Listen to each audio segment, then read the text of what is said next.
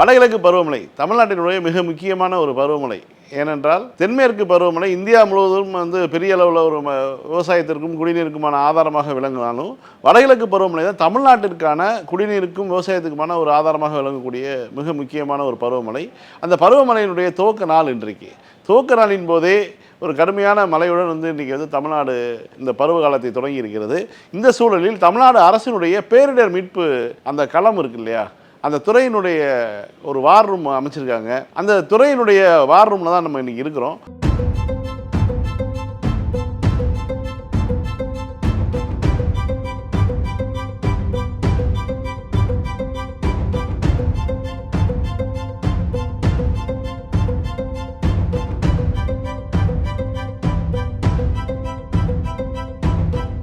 தொடர்ந்து அதிகாரிகளும் அமைச்சர்களும் பேசி கண்காணித்து தமிழ்நாடு முழுக்க நிலைமை எப்படி இருக்கிறது, சென்னையை நோக்கி வரக்கூடிய புயல் எப்படி இருக்கிறது, இது மாதிரியான விஷயங்கள் கலந்தாலோசித்து அதற்கேற்ப மீட்பு நடவடிக்கை, அதுக்கு முன்னெச்சரிக்கை நடவடிக்கைலாம் என்ன மாதிரி பண்ணலாம் அப்படிங்கிற விஷயத்தை ஆலோசித்துக்கிட்டே இருக்காங்க.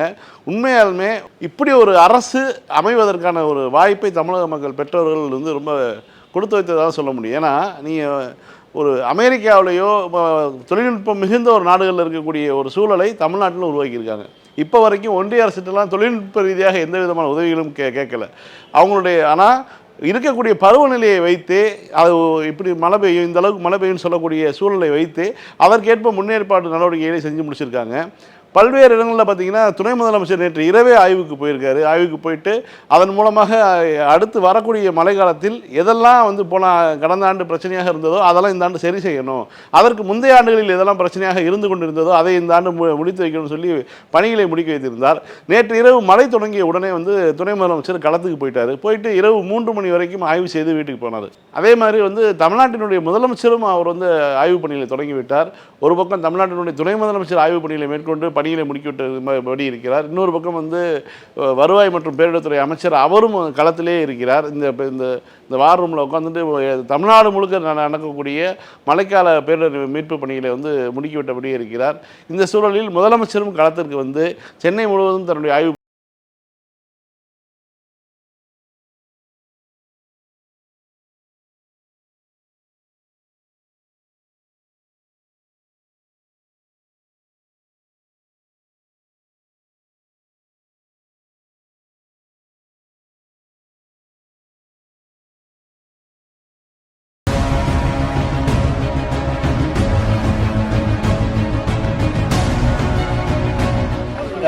பார்த்துட்டீங்களா?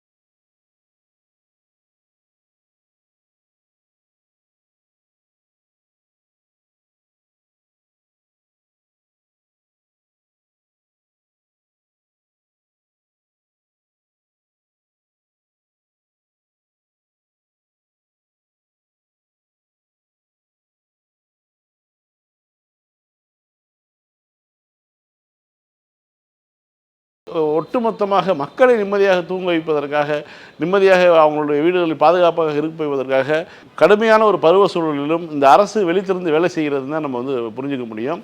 இந்த நேரத்தில் அந்த துறையினுடைய அமைச்சர் திரு KK ராமச்சந்திரன் அவர்களை சந்திக்க வந்திருக்கிறோம். அவர் இது குறித்து என்னவெல்லாம் சொல்ல இருக்கிறார் என்பதை கேட்கலாம். வணக்கம். ஆட்சி பொறுப்பேற்று 3வது ஒரு மழைக்காலத்தை திமுக அரசு சந்திக்குது. கடந்த 2 முறை ஒரு பல்வேறு எதிர்பார்க்காத அளவுக்கான மழை இருந்தபோது வெற்றிகரமாக சமாளித்து வந்தது. அதிலிருந்து என்ன மாதிரியான பாடம் கற்றுக்கொண்டு இந்த மழைக்காலத்தை நீங்கள் சந்திக்கிறீங்க? இதுக்கு இந்த மழைக்காலம் நம்ம ஆட்சி வந்த பிறகு 3வது தடவையாக வந்திருக்கு. இதில் எங்களுக்கு நிறைய எக்ஸ்பீரியன்ஸ் கிடச்சிருக்கு. 2 இதில் நிறைய எக்ஸ்பீரியன்ஸ் கிடச்சிருக்கு. பொதுவாக எங்கே தண்ணி நிற்கும், எந்த பகுதியில் வீடுகளுக்குள்ளே தண்ணி போகும், பாலங்களில் எந்த இடத்துல தண்ணி நிற்கும், அது எந்த மாதிரி நம்ம பண்ணுறதுங்கிற ஒரு எக்ஸ்பீரியன்ஸ் எங்களுக்கு இந்த 2 இதில் கிடச்சதுனால இது இப்போ எங்களுக்கு லேசாக இருக்குது. இந்த இடங்களில் தண்ணி தேங்குன்னு சொல்லி இப்போ உதாரணத்துக்கு சென்னை கார்ப்பரேஷன் நாங்கள் வந்து இந்த மலையை வந்து சென்னையை சுற்றி இருக்க 4 மாவட்டத்தை மட்டும் பார்க்கல, தமிழ்நாடு பூரா பார்க்குறோம். தமிழ்நாடு பூரா மழை பெஞ்சிட்ருக்கு. அந்தந்த நிர்வாகங்களை கூப்பிட்டு சிஎம் வந்து ஒரு வாரத்துக்கு முந்தைய மீட்டிங் போட்டிருந்தாங்க. மீட்டிங் போட்டு உயர் அதிகாரிலாம் வர சொல்லி அதுக்கு வேண்டிய நடவடிக்கை எடுக்க சொல்லியிருக்காங்க. நாங்களும் சம்மந்தப்பட்ட கலெக்டர்களுக்கு கூப்பிட்டு சொல்லி நாங்கள் நடவடிக்கை எடுக்க சொல்லியிருக்கோம். அதனால் தமிழ்நாடு பூரா அதை நாங்கள் சரி பார்க்குறோம். சென்னையை சுற்றி இருக்கிற இடங்களில் வந்து பாதிப்பு ஜாஸ்தி இருக்கும்னு எதிர்பார்க்குறோம். குறிப்பாக சென்னையை எதிர்பார்க்குறோம். அதனால் சென்னையில் என்னென்ன பாதிப்பு பண்ணால் சரியாக வருங்கிறதெல்லாம் நம்ம கார்ப்பரேஷன்லேருந்து அது வேண்டிய நடவடிக்கையை எடுத்திருக்காங்க. 12 ஜோனல் ஆஃபீஸர், 12 ஜோனல் இருக்குது. 12 ஜோனலுக்கு 12 ஐஏஎஸ் ஆஃபீஸர் போட்டிருக்கோம். அவங்க பார்த்துருக்காங்க. இதுக்கு முந்தி பார்த்திங்கன்னா போன வட்டம் சாப்பாடு வந்து ஒரு இடத்துல சமையல் பண்ணி டிஸ்ட்ரிபியூட் பண்ணோம். அது எங்களுக்கு கொஞ்சம் சிரமமாக இருந்தது. இந்த வட்டம் பார்த்திங்கன்னா எந்தெந்த இடத்துல வந்து நம்ம சாப்பாடு கொடுக்கணுமோ, சமையல் பண்ணி கொடுக்கணுமோ அங்கேயே கொடுக்குறோம். இப்போ ஏறத்தாழ 300 மேலே வந்து நம்ம ஆளுநர் தங்க வைக்கிறதுக்கு வேண்டிய ரெடி பண்ணியிருக்கோம். இன்னொன்று போன வட்டம் பார்த்தீங்கன்னா இந்த கர்ப்பிணி தாய்மார்கள்லாம் சிரமப்பட்டாங்க. நம்ம ஜேசிபிலாம் வச்சு நம்ம தூக்கிட்டு போனோம், ஞாபகம் இருக்குன்னு நினைக்கிறேன். அப்படிலாம் வரக்கூடாது இருக்கான வட்டம். இந்த வட்டம் வந்து முதல்ல வந்து மருத்துவத்துறையில் சொல்லி யார் யார் கர்ப்பிணி பெண்கள் பால் கொடுக்கும் தகுதி உள்ள தாய்மார்கள் இருப்பாங்க, கர்ப்பிணியிலேருந்து பால் கொடுக்கும் தாய்மார்கள், அவங்களுக்கெல்லாம் ஒரு சேஃப்டியாக ஒரு ஹாஸ்பிட்டலோ தங்கு வசதியோ முதையே செஞ்சுருங்கன்னு சொல்லி அதையும் சொல்லியிருக்கோம். போன வட்டம் பார்த்திங்கன்னா போட்டு வந்து பார்த்திங்கன்னா எங்கே தேவை இருந்துச்சோ அங்கே வந்து நாங்கள் ஒன்று டிரான்ஸ்போர்ட் பண்ணோம். இந்த வட்டம் அப்படி இல்லாமல் எங்கெங்கே நமக்கு இப்போ போட்டு வேண்டி இருக்கோ அந்த இடத்துக்கு பூரா போட்டு நம்ம அனுப்பிடுறோம், முன்கூட்டி அனுப்பிடுறோம். இப்போ நம்ம 26 எஸ்டிஆர்எஃப் என்டிஆர்எஃப் நம்மகிட்ட இருக்குது. சென்னையில் மட்டும் 8 நிப்பாட்டி வச்சுருக்கோம். அது நமக்கு எங்கெங்கே தேவையோ மூவ் பண்ணுறதுக்கு ரெடி தயாராக அவங்கள வெஹிக்கிளோடு ரெடியாக அவங்கள தயார் பண்ணி வச்சுருக்கோம். இபியிலிருந்து ஒரு ஏரியாவுக்கும் கரண்ட்டு வயர் கட்டாகி கீழே விழுகாமல் இருக்க மாதிரி அது விழுந்தால் அது உடனே அந்த லைனை ஆஃப் பண்ணுறதுக்கும் அதுக்கு வேண்டி ஏற்பாடு பண்ணியிருக்கோம். மரங்கள் விழுந்தால் உடனே இன்றைக்கி பார்த்திங்கன்னா ஒரு 7-8 மரம் விழுந்திருக்கு.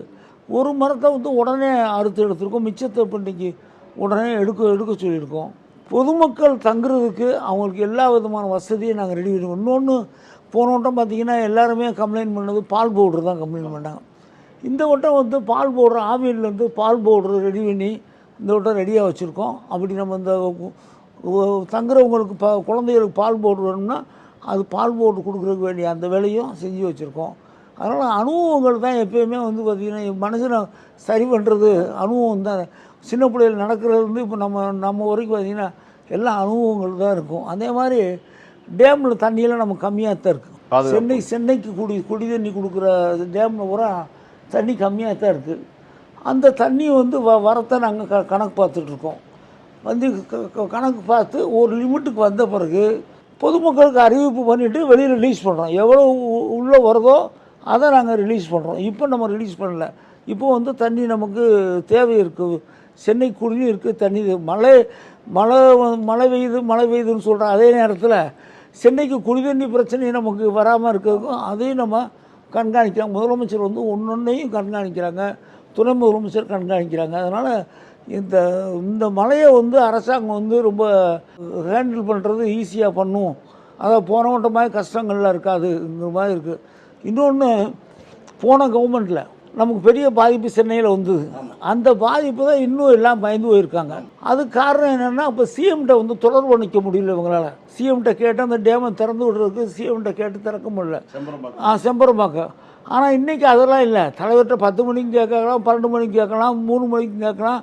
எப்பயும் கேட்டு நம்ம வேலை செய்யக்கூடிய அளவுக்கு நமக்கு ரீச்சபிளாக இருக்கார் சிஎம் இருக்காங்க. அதனால் நமக்கு வந்து எந்த விதமான பெரிய பாதிப்பு இருக்காது.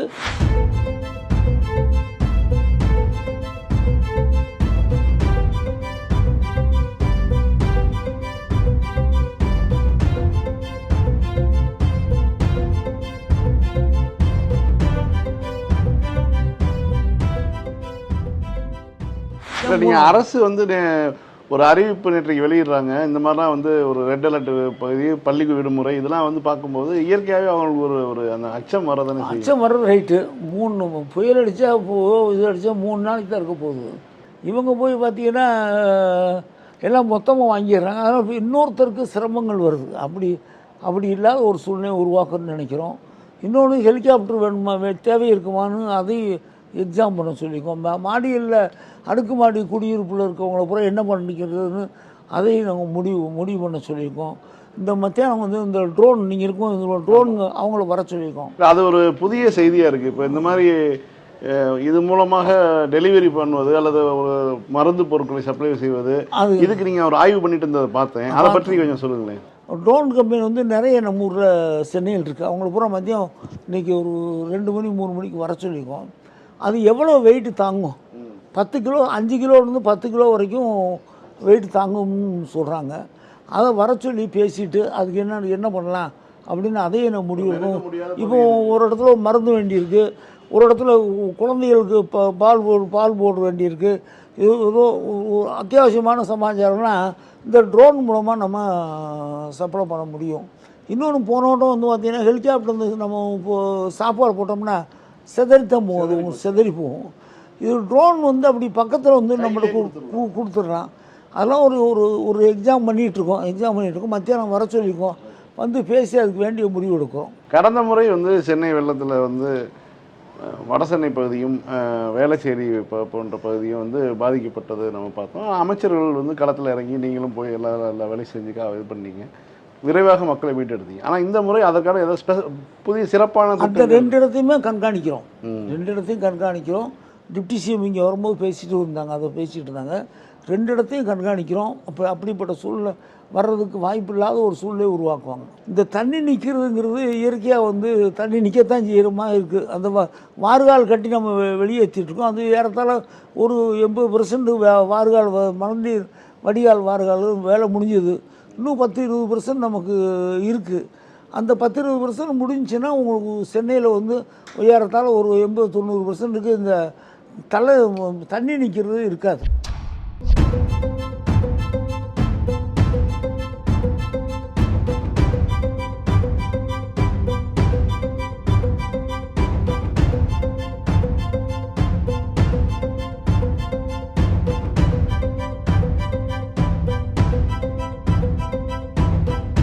இந்த வானிலை அறிவிப்புகள், இதனை தொடர்ந்து அரசினுடைய துரித நடவடிக்கை எல்லாம் வந்து இங்கே சென்னையில் ஒரு எழிலகத்திலிருந்து பேரிடர் வந்து பார்க்கும்போது தான் நீங்கள் எவ்வளோ தூரம் துரிதமாக செயல்பட்டுருக்கீங்க. பரபரப்பாக ஒரு வார் ரூம் எப்படி இருக்குமோ அப்படி தான் இருக்குது.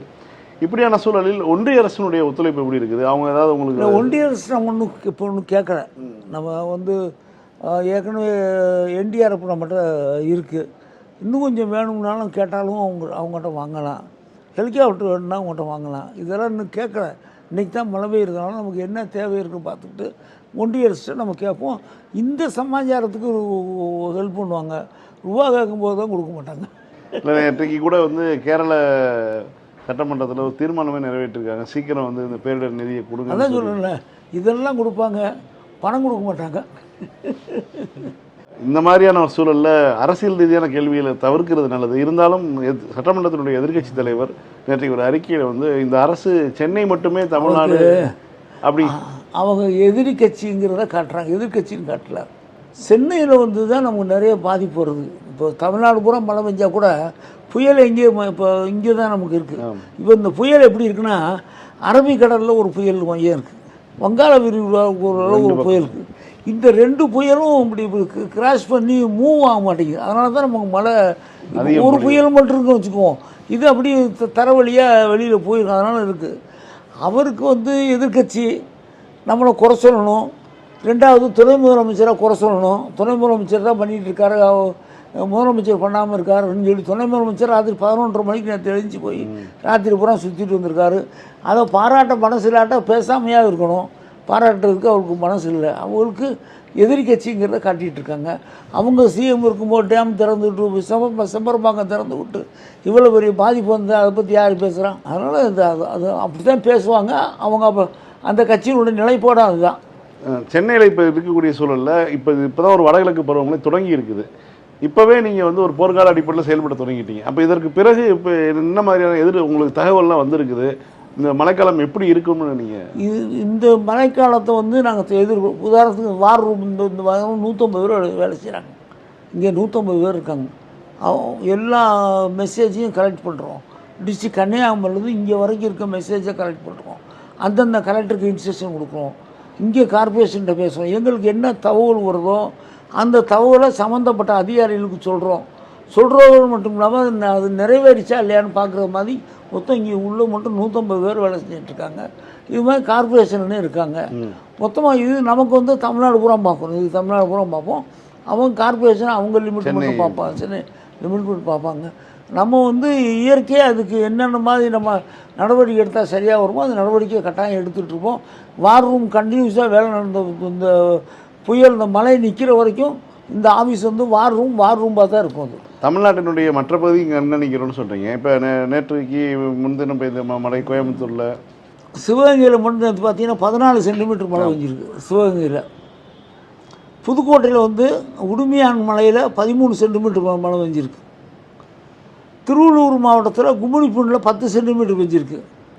சென்னை மாவட்டத்தில் வந்து 6.5 சென்டிமீட்டர் மழை பெஞ்சிருக்கு. சென்னையோட வேறு இடத்துல கூட இருக்குது. ஆனால் அங்கே வந்து இது மாதிரி பாதிப்பு வராது. இப்போ எங்கள் ஊர்லேயே மழை பெஞ்சிருக்கு. எங்கள் ஊரில் எவ்வளோ மழை பெஞ்சாலும் தாங்கும். எங்கள் ஊரில் மழை பெஞ்சிருக்கு. இது மாதிரி எல்லா இடத்துலையுமே வந்துருக்கு. செங்கற்பட்டில் மழை பெஞ்சிருக்கு. செங்கற்பட்டில் 3.9, திருவள்ளூர் 3.5, மதுரையில் 3.2 சென்டிமீட்டரில் மழை எல்லா இடத்துலையும் மழை பெய்யுது. தமிழ்நாடு பூரா மழை பெய்யுது. இங்கே காற்றும் மழையும் சேர்ந்து வரும்போது நமக்கு பாதிக்குது. அதை அங்கே என்ன மாதிரியான ஏற்பாடுகளை செஞ்சு வச்சுருக்கீங்க? அந்தந்த மாவட்ட நிர்வாகம் மாவட்ட ஆட்சித்தலைவருக்கு போன வாரமே இன்ஸ்ட்ரக்ஷன் கொடுத்தாச்சு. இப்படி மழை பெய்ய போகுது, அதுக்கு வேண்டிய நடவடிக்கை நீங்கள் எடுக்கணுங்கிறத அவங்களுக்கு சொல்லியாச்சு. கன்சர்ன் மினிஸ்டர்ஸும் அந்த டிஸ்ட்ரிக்டில் இருக்காங்க. எந்த இடத்துக்கு அமைச்சர்கள் போகணுமோ அதிகாரிகள் போகணுமோ அதை போய் பார்த்து அதுக்கு வேண்டி நிவாரணம் பண்ணுறாங்க. உயிரிழப்பு வந்தால் அதுக்கு அந்த உயிரிழப்புக்கு உடனுக்குடனே நிவாரணங்கள் அந்த பண உதவி கொடுக்குறது செய்யறதெல்லாம் உடனே பண்ண சொல்லி இப்போ பண்ணியிருக்கோம். எல்லா வேலையும் மினிஸ்டர்ஸும் அந்தந்த கலெக்டரும் அதை பண்ணிகிட்ருக்காங்க. குறிப்பாக இந்த மருத்துவ பணிகள், இந்த நீர்த்தொற்று நோய்கள் சம்மந்தமான அறிவுரைகள்லாம் நீங்கள் அதுக்கு இன்றைக்கி இப்போ மினிஸ்டர் வந்தார், ஹெல்த் மினிஸ்டர் வந்தார்.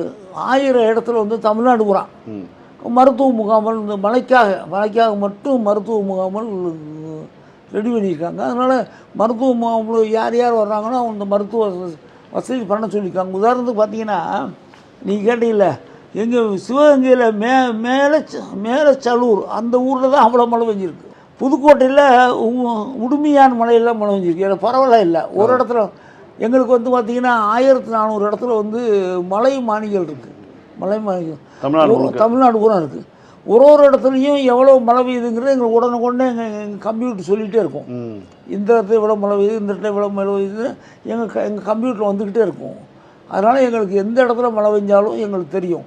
அதே மாதிரி எங்கள் மெயின் கம்ப்யூட்டர்லேயும் ஒரு ஏரியா பிரித்து இப்போ உங்கள் ஊரை கேட்டீங்கன்னா சொல்லிடுவாங்க, இந்த இடத்துல இன்றைக்கி மழை பெஞ்சிருக்கு, பெய்யலை, தண்ணி இருக்கா இல்லையா அப்படின்னு இப்போ பார்க்குறதுக்கும் கம்ப்யூட்டர் சிஸ்டம் இருக்குது. அதனால் இங்கே உட்காந்து எல்லா வேலையும் பார்க்க முடியும்.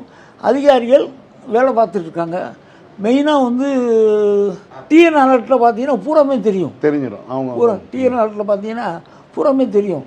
எல்லாமே கம்ப்யூட்டரைஸ் பண்ணி வச்சுருக்கோம். ஒன்றும் இப்போ பொதுமக்களுக்கு என்ன வேணுமோ அதை செய்கிறதுக்கு உட்காந்துருக்கோம். கடந்த மழையின் போது வந்து அலைகளுடைய தாக்கம் அதிகமாக இருந்துச்சு. அதனால் சென்னையிலேருந்து நீர் வடிவதற்கான காலம் எடுத்துக்கிச்சு. இப்போ உங்களுடைய பணிகளுக்கு அதிகம் பணியாக இருந்தது, இந்த மீட்பு பணியை கூட்டி கொடுத்தது அதனால தான் காரணம். இந்த முறை அது பற்றியான தகவல் ஏதாவது வாங்கியிருக்கீங்களா உங்கள்கிட்ட? குறிப்பாக கடல் அலை ரொம்ப அதிகமாக இருக்கும்போது நீர் வடியாது இல்லையா மற்ற கால்வாய்கள் இருந்து, அதனால தான் உங்களுக்கு பணிகள் ரொம்ப பாதிக்கும். அப்படி மழை வரல இன்னும். அது மாதிரி நமக்கு தண்ணி உள்ளே போக முடியாமல், நீங்கள் சொல்கிறது தண்ணி உள்ளே போக முடியாமல் கடலில் வரும்போது தண்ணி இந்த அந்த தண்ணி உள்ளே போகாது. அது மாதிரி இன்னும் வரல. வரும்போது அதுக்கு நடவடிக்கை எடுத்துரும். முன்னெடுக்கை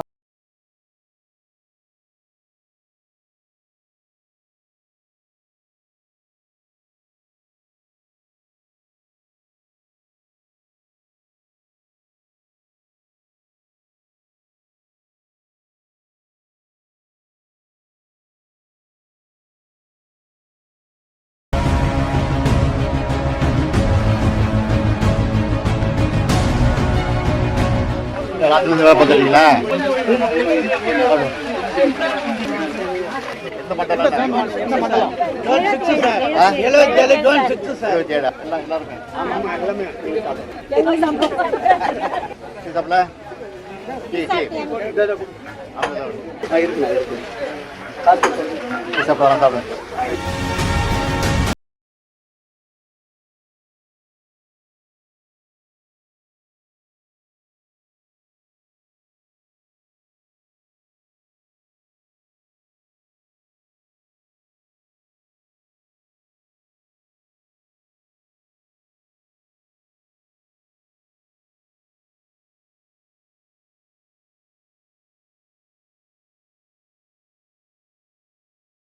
நீங்கள் சொன்னீங்க இந்த மாதிரி முதலமைச்சர் எப்பயுமே எனக்கு தொடர்பு கொள்றதுக்கு சூழலில் இருக்காரு அப்படிங்கிற மாதிரி. இப்போ துணை முதலமைச்சரும் ஆகிட்டு இருந்தார். இவங்களோட 2 பேருடைய ஒத்துழைப்பு உங்களுக்கு எப்படி இந்த துறையை கவனிக்க? 2 பேரும் வந்து சுற்றிட்டே இருக்காங்கல்ல. கலைஞர் நிறைய வேலை செய்கிறாருன்னு நினச்சோம். நீங்கள் அவர்கிட்டையும் அமைச்சராக இருந்து கலைஞர் கலைஞர்கிட்டே அமைச்சராக இருந்திருக்கேன். கலைஞர் மாதிரி வேலை செய்ய முடியாதேன்னு சொன்னோம். கலைஞர் மாதிரி இருக்க முடியாதுங்கிறது வேறு, அது வேறு, அந்த பிறவிங்கிறது வேறு. ஆனால் அவர் மகன் வந்து அவரை மாதிரியே வேலை பார்க்குறாரு. தளபதி வந்து அவரை மாதிரி வேலை பார்க்குறாரு. இப்போ அவர் பையன் வந்து தம்பி உதயா வந்து அதே மாதிரி வேலை பார்க்குறாரு. நேற்று நைட்டு பார்த்தீங்கன்னா 11:30 மணிக்கு என் வீட்டுக்கு அடுத்து வீடு தானே, 11:30 மணிக்கு எழுந்து போயிட்டார். போயிட்டு நைட்டு சுற்றிட்டு 3 மணிக்கு தான் வந்திருக்கார். அது மாதிரி இந்த அரசாங்கம் வந்து எப்பயுமே விழிப்போடு இருக்க ஒழிய உறங்கிட்டு இருந்த அரசாங்கம் இல்லை. எதிர்கட்சி தலைவர் சொல்கிற மாதிரி இந்த அரசாங்கம் உறங்கிட்டுல. இப்போ அவர் வந்து நம்ம துணை முதலமைச்சரை குறை சொல்கிறார். ரைட்டு, துணை முதலமைச்சர் வாங்கிட்டு அவர் வீட்டில் உட்காந்துருந்தா அவர் சொல்கிறது ரைட்டு தான். பலவீதம் சொன்னோம் எல்லாம் மந்திரியை நாங்கள் போக முந்தி அவர் போய் ராத்திரி 11:30 மணிக்கு போகிறார். இப்போ இங்கே வந்துட்டு போகிறார். இப்போ அவர் தொகுதிக்கு போயிட்டார். அதனால் வேலை செய்கிறவங்கள பாராட்டணும் மொழிய அதில் குற்றம் கண்டுபிடிக்கிறதுலே இருக்கக்கூடாது. உண்மைதான். இந்த ஒரு பேரிடர் காலத்தில் மக்களை வந்து நிம்மதியாக தூங்குங்கன்னு சொல்லி உங்களுடைய கருத்தை சொல்கிறீங்க. நாங்கள் இருக்கிறோம் பார்த்துக்கங்கன்னு ஒரு மிகப்பெரிய நம்பிக்கையை விதைக்கிறீங்க. நிச்சயமாக இந்த அரசாங்கம் மக்களுடைய அரசாங்கம். முதலமைச்சர் உங்கள் முதலமைச்சர். உங்களுக்கு வேண்டிய உதவியை செய்கிறதும் உங்களை காப்பாற்றணும் தான் முதலமைச்சர் கடமை. அந்த கடமையை தவறாமல் செய்யக்கூடியவர் நம்முடைய முதலமைச்சர். உங்களுடைய நேரத்தில் பகிர்ந்துட்டீங்க. நம்ம சந்தோஷம். ரைட்.